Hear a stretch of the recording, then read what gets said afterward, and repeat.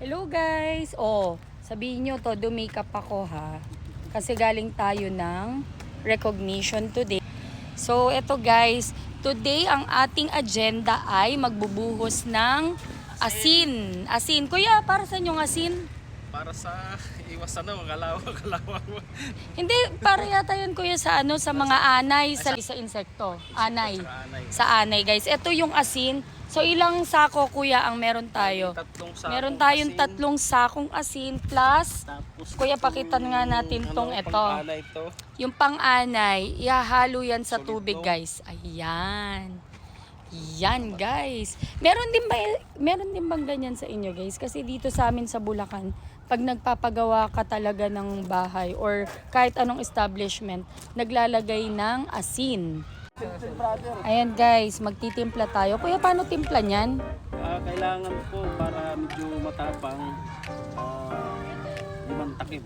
Ayan, ayun. 5 takip guys sa isang timba na to. Ayan. Ayan na guys, mag-start na tayong magbuhos. So yan muna, yung ano na yan. Yung kasi hindi pa isasabayan. Ganun lang pala. Ayan guys. Kailangan paikot.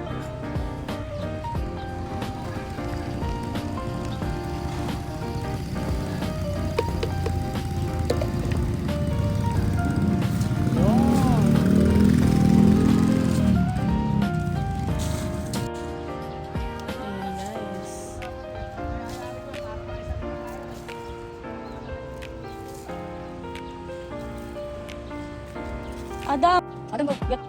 Okay. Adam, what's the use of the soap? For anay, sabi mo for anay. Okay, go.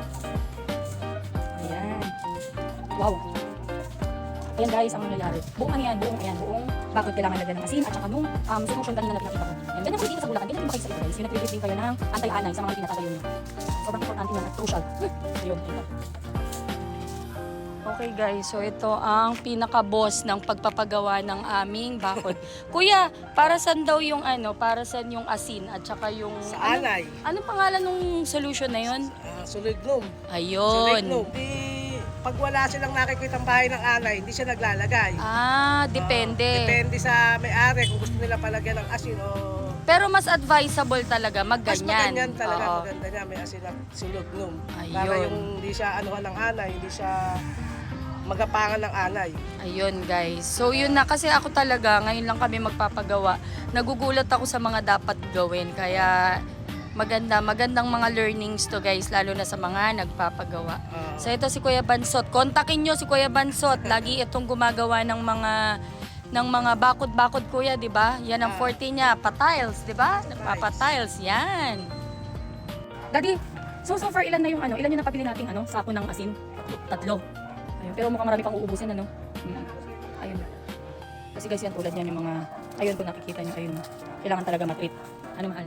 Alam mo ba yan? Alam mo yan? Yung nag-aasin. Hindi rin niya alam. So sabi ko nga sa inyo first time namin kaya napakagandang learnings nito sa pagpapagawa. Sabay-sabay nating alamin. Yan.